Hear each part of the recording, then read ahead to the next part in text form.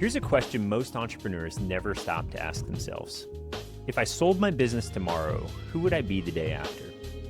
Welcome back to the Vital Wealth Strategies podcast, where entrepreneurs learn to pay less tax, build more wealth, and live a great life. I'm your host, Patrick Lonergan, and today we're wrapping up our Design to Last series with a very different kind of episode. Vital Wealth's own Michael O'Keefe is back with me one more time, but he's flipping the normal script and putting me in the hot seat.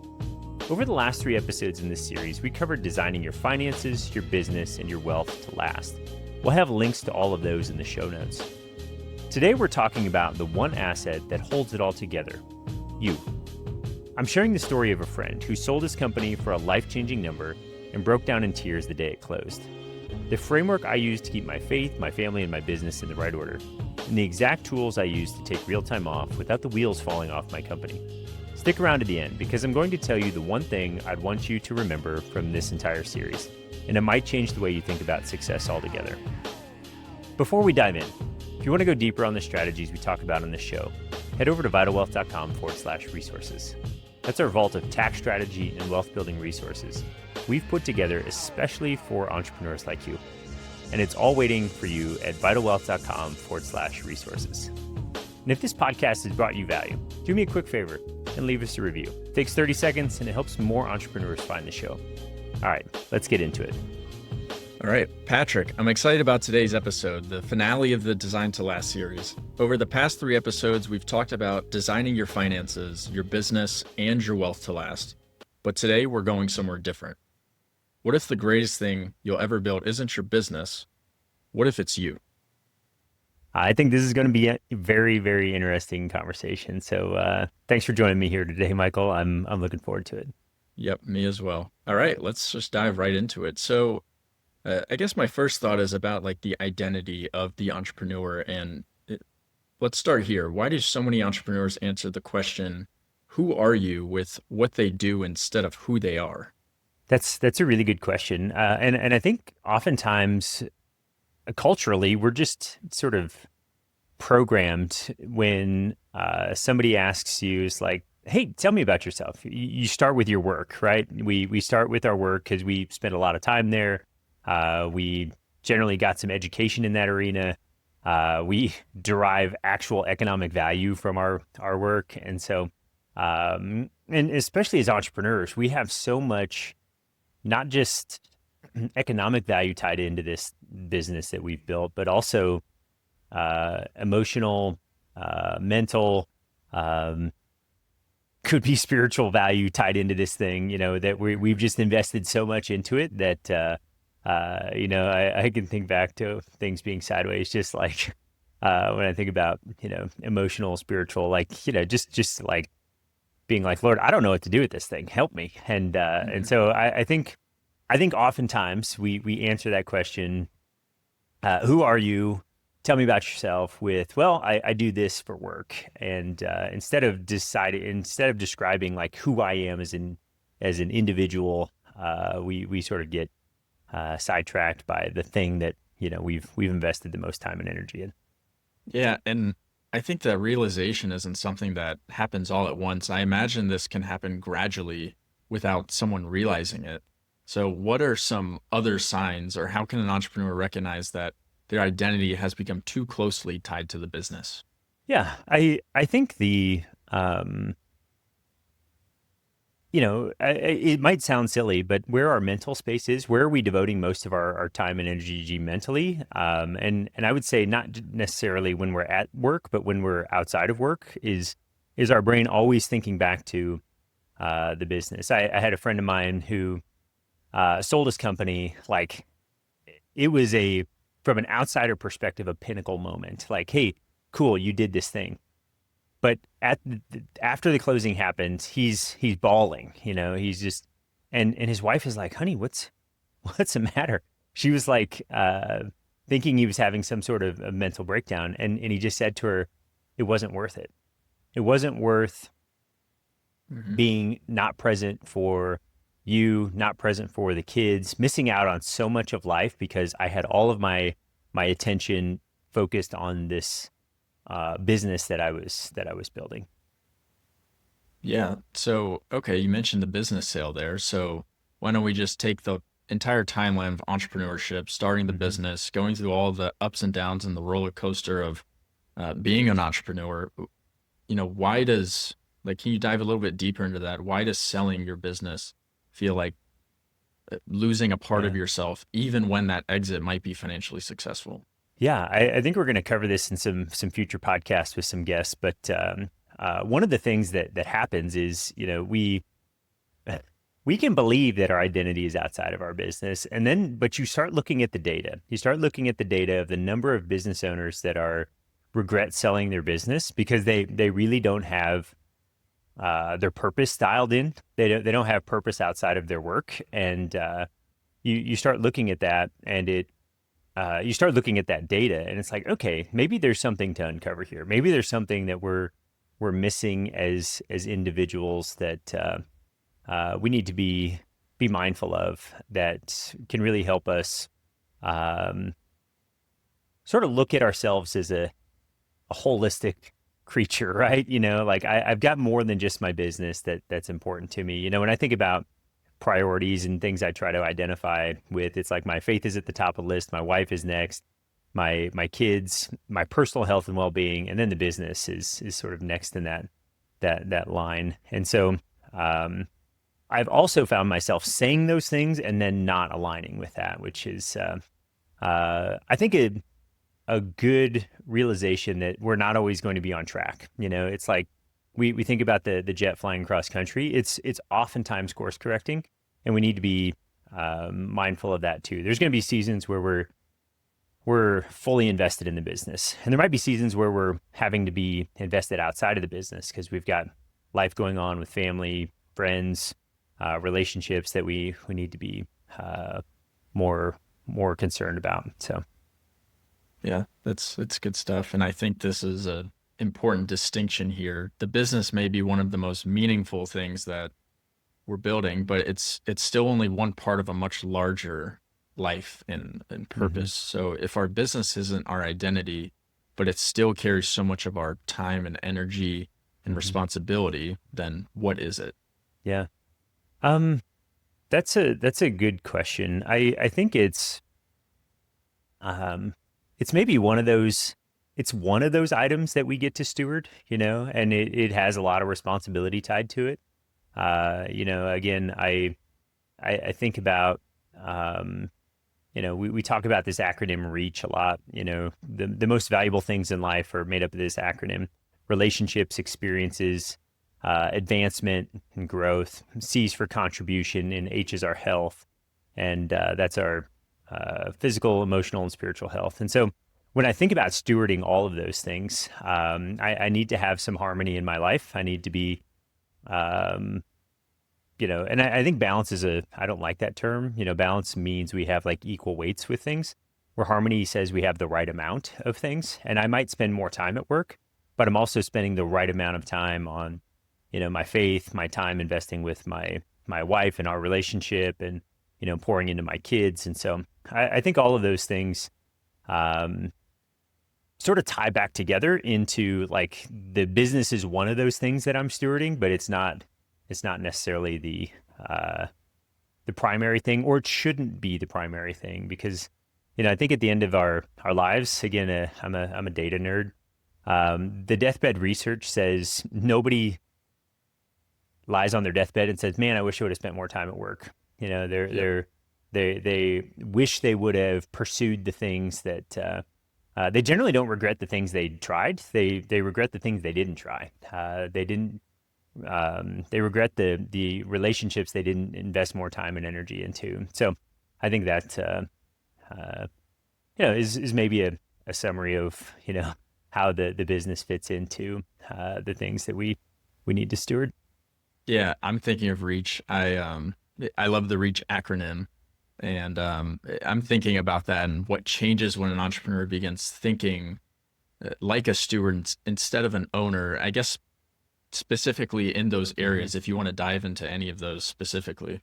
Yeah, I think about stewardship, and we think about it in the context of, we're gonna kind of wander into some of the faith stuff here. So, but like if I think about everything that's been created, from the breath in my lungs to the building I'm in, it all comes from the Lord. Like none of it is here without him sort of kicking things in motion. And so when I think about that, it's like, okay, it's my job to steward these things well. And I should steward my business well. I should, again, steward my marriage well. And so, and I think there's a difference between stewardship and ownership. Like I can use something up, use it and abuse it. And I don't think that's necessarily great stewardship.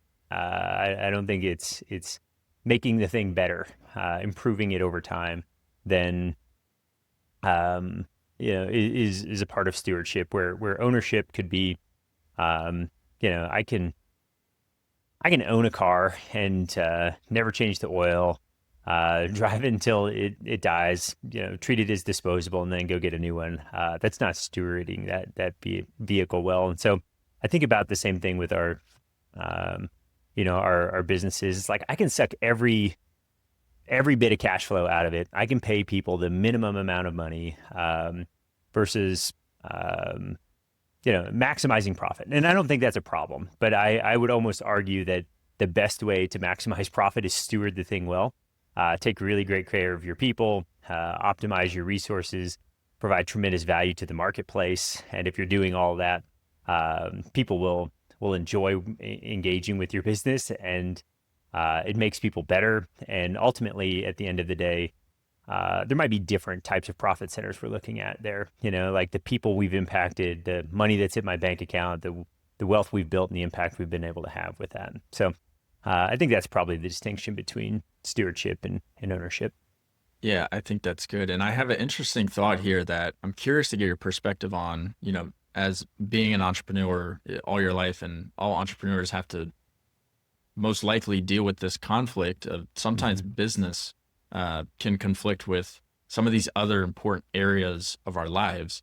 Yep. So I'm wondering, how does that stewardship mindset change the way an entrepreneur makes decisions when what is best for the business may conflict with what's best for their families or employees' health, faith, or really just any other responsibilities outside of the business? Because I feel like that can be really tough for most people.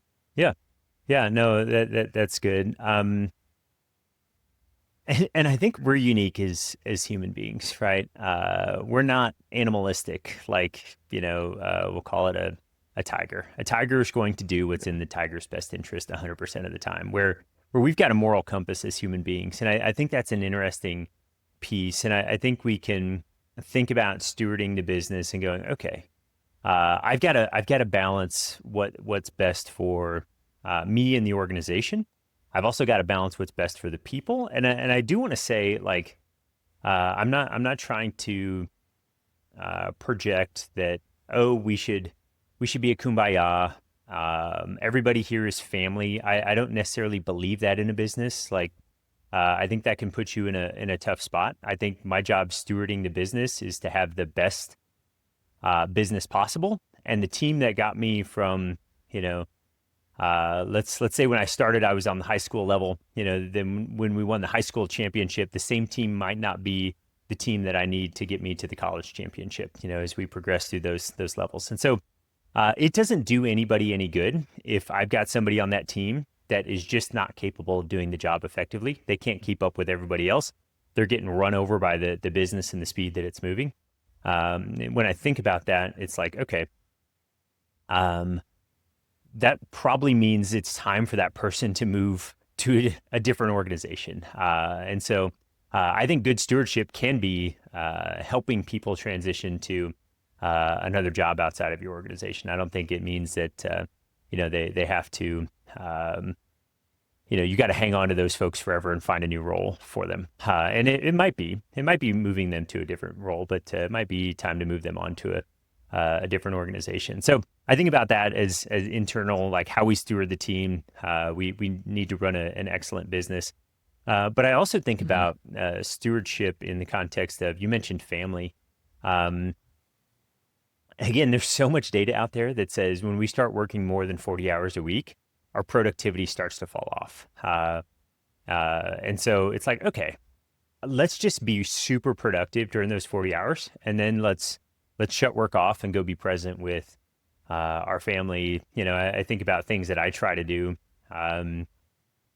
Last week I was in New York with my daughter, celebrating her birthday.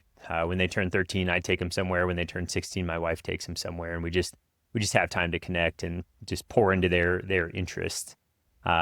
She loves fashion. Like I'm a little bit of a robot. I sort of wear the same thing every day, and I wear it till it wears out, and then I buy a new one. Try to find the exact same one. I'm not trying to be terribly fashion forward. So, but we had a ton of fun just wandering through, the Gucci store, Prada, Saks, and just looking at all these things and just seeing her experience there. And I think about, because we run a business efficiently and effectively and have systems and processes in place and good people, it allows me to be out for a week while we're going to do that. Same thing with my oldest daughter coaching track. She had a lot of success this year. Won just about every meet she was at, All-American. It was a lot of fun. And so it was great to just be a part of that and have a business that allows me to invest that time and energy with her that, if I was focused on, earning another dollar in the business, maybe I don't make that decision to spend as much time with her. And so, and again, same thing with my marriage. My wife and I, we do date night every week. We get away for long weekends. We, travel just the two of us for a week every year. And it's like those investments are just super critical for, I think, stewarding all of the things that we do well. And I think it starts with, because we steward the business well, both of us own businesses, because we steward our businesses well, we have the ability and freedom to have the margin to do invest in those other areas as well. Yeah, I think of like how kind of what you're saying, how important, your employees are and your leadership is in your business, and how important the hiring process is. As like, I guess maybe as silly as that might sound, but that's really important so that you can build up those people to help you lead your organization, right? Yeah. Yep. Yeah. I think that it's so interesting, having a very small business probably allows you the least amount of flexibility because you don't have anybody to delegate to. You are doing all of the work. You're driving it all forward. Whereas your organization starts to grow, it can allow you to lean into what I'll call your unique ability. I'm a part of Strategic Coach Dan Sullivan's program that I think is great, and I love getting in those rooms and seeing what other entrepreneurs are doing, and it's really interesting to see. I was talking to another advisor that he's running a huge business. His is basically made up of 7 companies, and he was like, I am so dialed in on the things that I'm dialed in on, and then I'm exhausted. I might spend 4 or 5 hours working on that project, and then I got to get out of the office. I got to go for a walk. I got to go work out. I got to go hang out with my wife. I got to do something different because I'm just like, just spent from, the time and energy there. And I think back to, if I can use a movie reference, Old School, when they're at the, I believe there's like a quiz bowl thing, and he's just like sort of in this other world, and all of a sudden he comes back and he's just like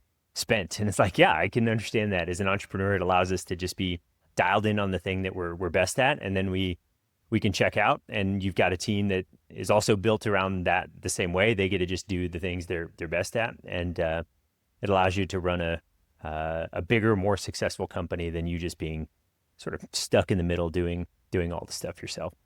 Yeah. I wish I could follow along with the movie reference, Patrick. You know how bad I am with my movie references. So and actually that movie reference, I think it's correct, but it could be. I'm just thinking that I think Will Ferrell like just crushed some section of this quiz bowl thing, but maybe I'm on the wrong movie altogether. But yeah, I think that's the case. So.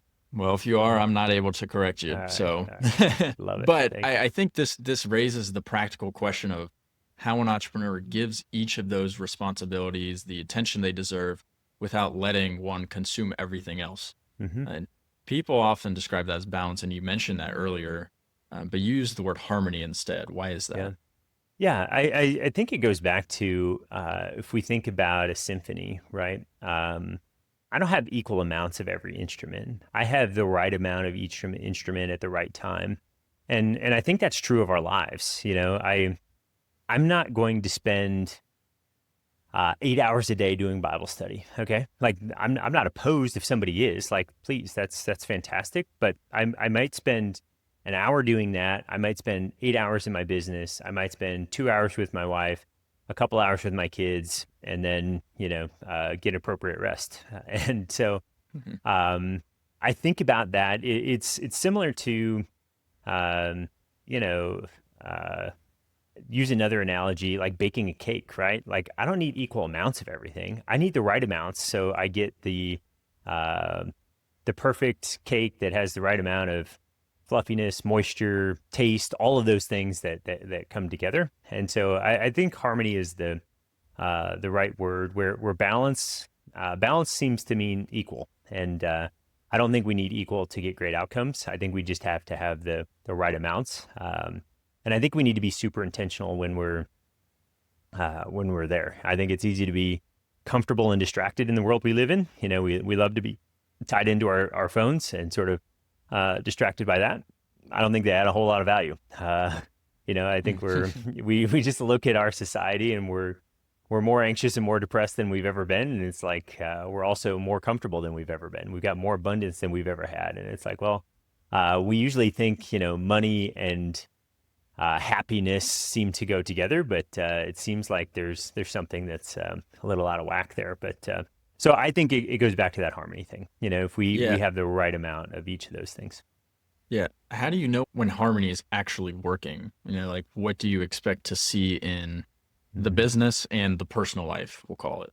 Yeah, I think again it goes back to the example around the plane being off course. Like oftentimes you're not going to have perfect harmony. There's going to be times where you have to course correct and start looking at making some adjustments along the way. And I think those things they kind of drift without us paying a lot of attention to it. And so I think we need to be self-aware. We need to have ways to check in. We need to have it sounds silly, but I think like scorecards. I think about my life, and I have another tool we like is EOS, the Entrepreneur Operating System, and one of the tools that I really like out of there is the VTO, the Vision Traction Organizer, and that basically spells out your next core values, mission,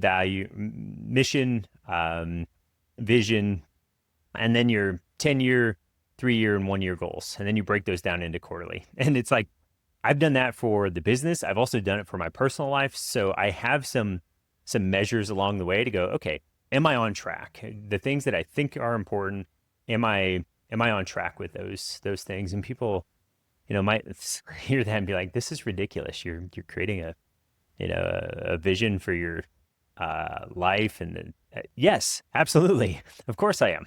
It seems like that totally makes sense. It's a fantastic investment in time on a annual, quarterly basis to keep those things updated and make sure that we're, moving our family in a direction, our relationships in a direction, our hobbies, our self-interest in a direction that are all healthy, and we're not just drifting. If we're not careful, I think culture and society will kind of pull us in a direction that is unhealthy. Hey, real quick before we keep going. Today, Michael's asking me the questions, but I want to know what's on your mind. What's the question you keep wrestling with in your business, about your taxes, your wealth, or even finding that harmony we're talking about today? Head over to vitalwealth.com/questions and drop it there.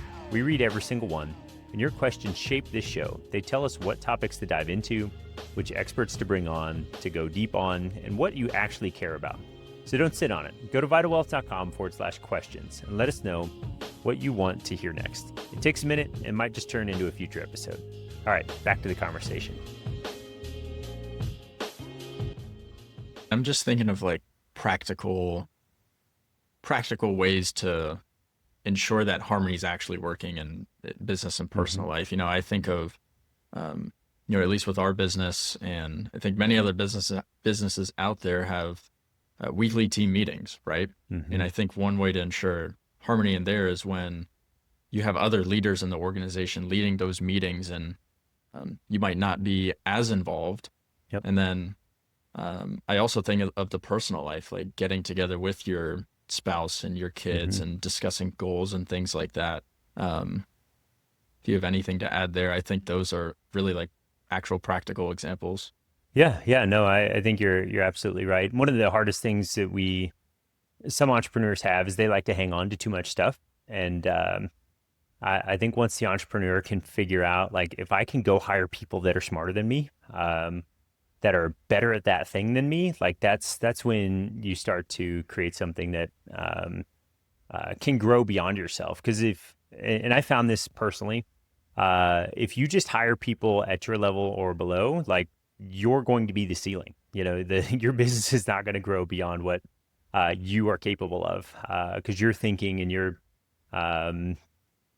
processing and your systems are going to limit the business. So it's like, if you can start bringing sharp people in around you that have different skills and abilities, that think about things differently, that can challenge the way you're thinking and what they believe is possible, that's when the business can really grow. And I think practically from a family perspective too, it's like, it's okay to start seeing, and this is one thing I've noticed going from, we'll call it newborn to toddlers to young adults to adolescents to young adults. I've got 3 teenagers right now, and it's like they need different things through all those different phases.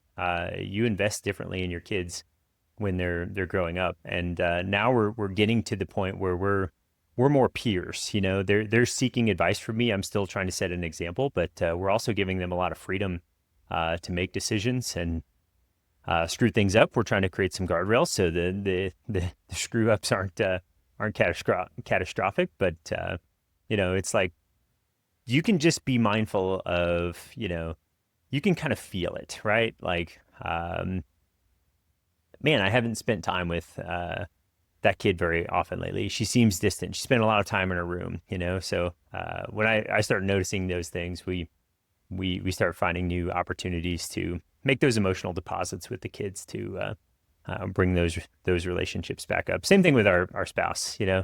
I found Julie and I, we'll get away, like, on a weekly basis. We'll go just sit in the sunroom and check in with each other on without distraction on, how's everything going. 3 feelings. That's a fantastic question. Just asking your spouse, like, hey, give me 3 feelings. And sometimes they'll name one that surprises you, and you're like, tell me more about that. And you start to get to a level of intimacy that is beyond the surface level, which you can often live at when you've got busy lives. So I think that's a good one, especially if you're starting to feel difference. I think as entrepreneurs, as people, we can start to feel when things aren't in harmony, and we can go, I think, self-correct on some of those. I think this is good, and I think it would be good to put an example to this. So what does harmony actually look like for someone running a $20 million company? Yeah, I think it might actually be, if we think about the company is generating $20 million of revenue, that company probably, that owner probably has understood what delegation looks like. And, I can think of some of our clients that are running businesses bigger than that, they've done things, and I think we've seen both sides of this. I remember when we were just talking about working together, and I outlined this reach concept, and his eyes lit up, and he's like, this is cool.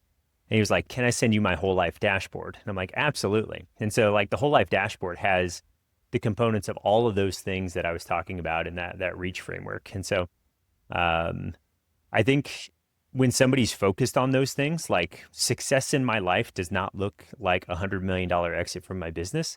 It looks like having a great relationship with my wife, raising responsible human beings as children, experiencing this world in a tremendous way that, maybe most people can't see it. I remember on that list was like the 4 seasons around the world jet tour. And I'm like, yeah, right on. I think that sounds incredible. And so I think that's what harmony looks like for somebody running a very successful company.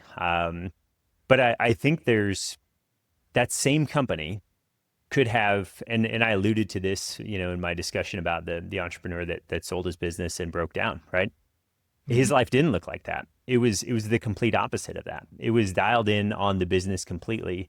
And it was not about, because there's this myth that we've been sold that if we just have more money, we'll be happy, right? Like, look at the lotto. Everybody's trying to hit the $1 billion lotto when it comes up because they think the $1 billion is going to make them happy. And it's like, I mean, money can help, but at the end of the day, if we don't have a baseline satisfaction in life with the things we have, if we can't have a sense of gratitude for all of the blessing that are around us, I think about the fact that we can turn on our lights and we have running water in our buildings, like throughout this country. That's a rarity for people in other countries. And in the history of the world, that is a relatively new invention. And it's one of those things that we just take for granted and is a tremendous, tremendous blessing.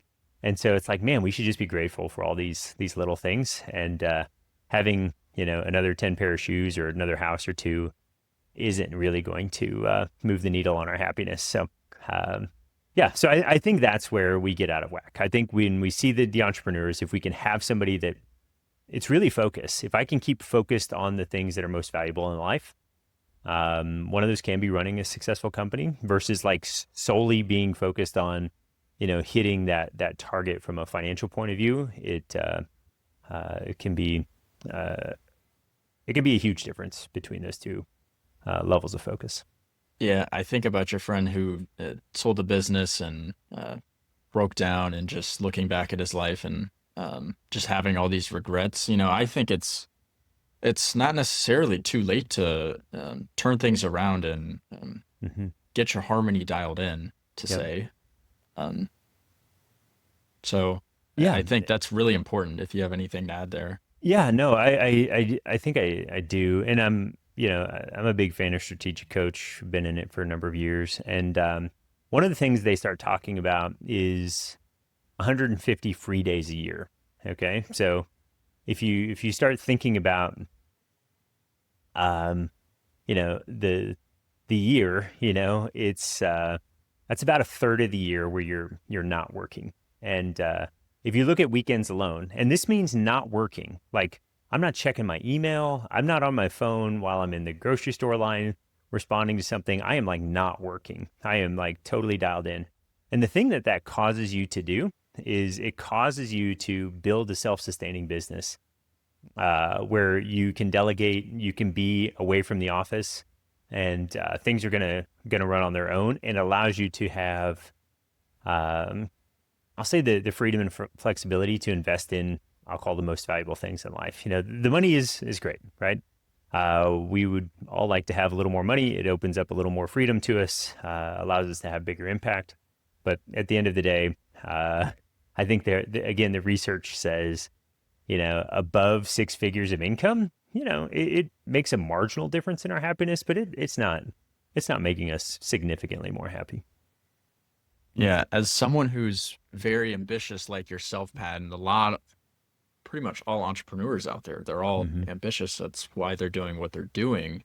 I think of how difficult that is. I think of your example of taking 150 days off a year, no work, no checking the email, no nothing. How difficult is that? Like actually put into practice. I think about like how often is something running through your mind like, oh, maybe there's this fire going on at work and I need to put it out. Yeah. It's really hard, actually. And it comes down to, I'll call it habits. If we're in the habit of working, constantly responding to email, micromanaging, it's really hard to get out of that habit. And so I think it's something that takes a lot of intentional focus, and you don't go from 0 free days a year. It's so interesting to see new people to strategic coach if they get in our class, and you start talking about 150 free days a year, and they're like, like there's How's that just a possible? complete disconnect, like there's like, this is impossible. What am I doing here? You people are crazy. And so, but the thing that happens is like, okay, I'm not going to go from 0 to 150 right away. And I'm not at 150 yet. But what I can do is I can go, you know what I'm going to do? I'm going to take a true Sabbath. I'm going to take a true day off on Sunday, on Saturday. I don't care what day. And I'm going to be disconnected from my phone. I'm going to put some, like, I've got an app on my phone called Opal that does not let me into my email on the weekends. Like, I can get into it, but I have to work at it. And so, because it's so reflexive for me to pick up my phone and just hit the email app and just be like, now dialed into work. And so I've put some guardrails in like that allow me to stay out of some of those things. And then I think there is a level of like, what gets measured gets managed, right? And so if I start measuring the amount of dates I take with my wife, if I start measuring the quality and the time that I'm spending with my kids, again, put your phone down when your kids are around. That starts to move the needle on those relationships. And I think those can be things that you're like, okay, I'm going to create a weekly scorecard of how I did with, working out, spending time with my wife, spending time with my kids, spending time in the scriptures, like where am I devoting my time and energy? And then that can start to help move you towards that harmony and balance and getting a little bit out of work. And again, the cool thing about when you start taking those free days, you have to delegate things to people. And so it's like you're giving your team, and to be honest, I've seen this with you, in the last year we've been working together, like your growth has been tremendous. And it's because we give you opportunities to do work. We give you the resources if you get stuck with something to help you figure it out. But it's like, it's been a lot of fun to watch just sort of your progression.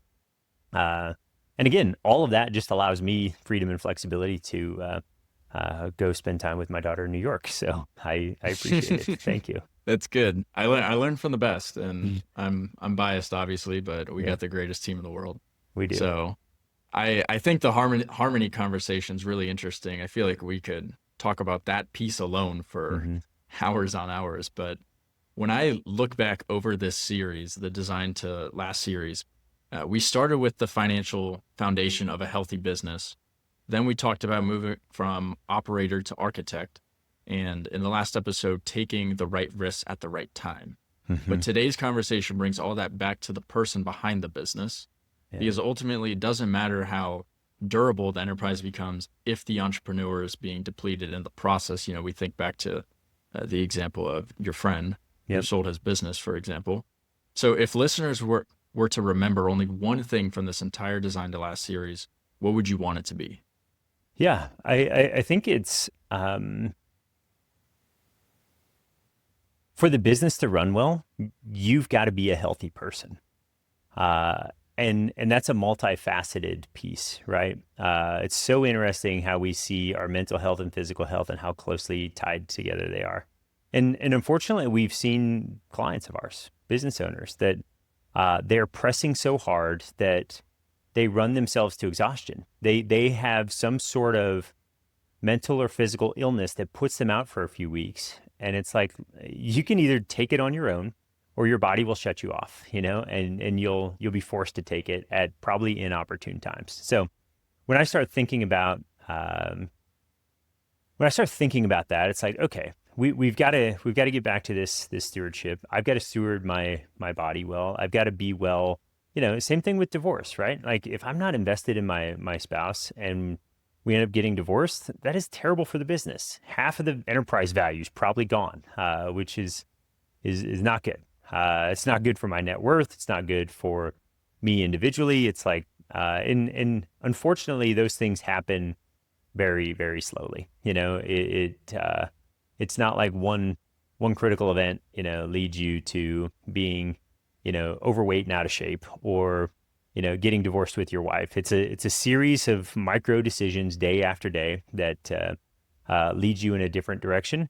And I think about, if the owner, founder, CEO is not healthy, it's going to be really hard for that organization to be healthy. And so, again, that leads us back to that REACH acronym. If you're invested in all those things, you're going to be a healthy human being. And I don't think it's an or scenario.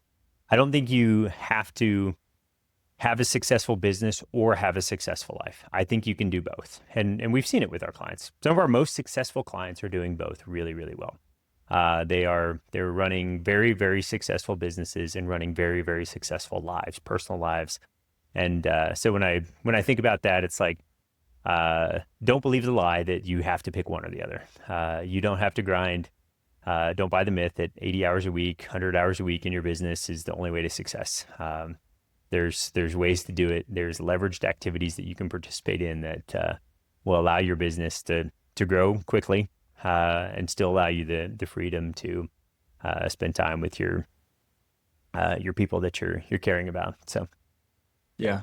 And as I think back on, as we're planning out each of these episodes for this mini series, I think about the first 3 episodes, which were, you could kind of describe those as, designed to last. The goal was never simply to build a business designed to last. And that's kind of where your mind might be listening to those first 3 episodes. But in this episode, we're talking about, hey, the goal is now to become a person designed to last. Mm-hmm. And your business is something you build and your life is something that you steward, as we've talked about. Yeah. So that really brings the entire series full circle. Started by talking about the business, how that needs to be designed to last, but we're ending with the person behind it. I guess any final thoughts before we close? Is there anything you'd want to add about how we should think about this episode or the series as a whole? Yeah, I think the thing that we get caught up in is, as entrepreneurs, we think the greatest thing we're going to build is our enterprise, our business. And I don't think that's true. I think the greatest thing we're going to build is a life. And we want that life to be absolutely full of the best things. And the struggles of business help us refine us. They make us better human beings. But I think it's so much more than that. I think it's great relationships. It's amazing experiences. It's just growing on every level that you think is important. It's having contribution. It's making an impact. And I think, we think about our health along the way, being able to do it with vitality for a longer period of time is fantastic. And I think it really can give us purpose, right? That a purpose that is impactful, that can allow us to run successful business. But, I think we need to have some purpose outside of that enterprise that we're building. Yeah, great. Patrick, this has been fun. You have a world of knowledge, and I've learned an immense amount in these 4 short episodes. And I know there's so much more we can talk about as well. But thank you to everyone for listening. We hope it helps you build something meaningful. And thank you. Yeah, Michael, thank you. I've appreciated your willingness to participate in this project and really help drive it forward. You've been instrumental in helping us put together what I think is the critical pieces of running a successful life as an entrepreneur. You have to run a successful business, but you also want to have a successful life. And I just thank you for your investment in that, and just our clients as well. You do a great job. So yeah, no, this is good. It's really pushed me outside my comfort zone, and something I'm definitely looking forward to doing more in the future. I love it. All right. Thanks so much, Michael. All righty. Thanks, Pat. That's a wrap on today's episode on the entire Design to Last series. Thank you for tuning in today. I hope this conversation gave you something to think about, because at the end of the day, the greatest thing you'll ever build isn't your business, it's your life. If you found value in this episode, share it with another entrepreneur who's grinding hard and might need to hear this message. You never know the impact it could have. If you're ready to take the next steps in your tax and wealth building journey, head over to vitalwealth.com/resources. We've built a vault of resources on tax strategy and wealth building designed specifically for entrepreneurs like you. And it's all free at vitalwealth.com/resources. And if this show has helped you, take 30 seconds and leave us a review. It's the best way to help other entrepreneurs find this podcast. Make sure you come back next week for another episode. And remember, you're a vital entrepreneur. You're vital because you're the backbone of our economy, creating opportunities, driving growth, and making an impact. You're vital to your family, creating abundance in every aspect of life. You're vital to me because you're committed to growing your wealth, leading with purpose, and creating something truly great. Thank you for being a part of this incredible community of vital entrepreneurs. I appreciate you. I look forward to having you back here next time on the Vital Wealth Strategies podcast, where we help entrepreneurs minimize their taxes, master wealth, and optimize their lives.